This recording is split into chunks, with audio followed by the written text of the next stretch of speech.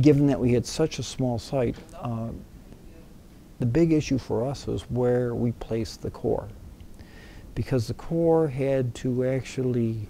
be sized in such a way for such a thin building, it had to have some mass and some depth. But we also needed to place that core in such a manner that it allowed us to have the critical depth of space that we could then start to fit large classrooms, large labs, large lecture halls, which they don't have in the existing auditorium building. Again, when you're thinking about a regular office building, a 30,000 square foot footprint is typical.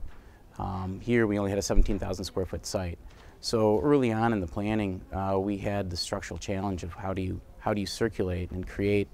a tall building when you really have a site that is only half of what you need. That really led itself to the offset core. So from a structural standpoint, that helped us to create the core elements that were required structurally, while also having these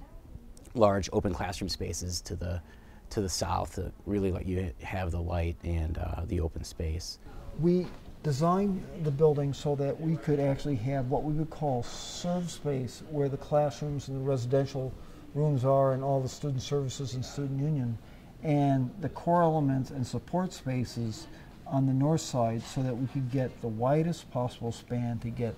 the space we needed to design the types of lecture halls and laboratories that were required, that were really the primary reason why we were building this building, but also that we could avail ourselves of the views of the park, the sunlight from the south, and knowing that at some point in time there might be another tall building that would be built on the corner and completely obscure the views to the north. I think the first thing is that we selected glass to be the expression of the tower against the auditorium building. The development of the skin for the facade was a long exploration into an expression that talked about the building's program. It also talked about the aspirations of the university and their mission, and what it means for them to be here in Chicago. And it also had some significant dialogue with the auditorium building, which we made a number of weekly pilgrimages down to look at. So we looked at a pattern of light and dark glass panels that actually were lighter at the bottom where the streetscape is, but then gradated till they were darker on top, in a way kind of inversing the effect of the auditorium theater. In that way, we brought kind of light down to where the pedestrian was,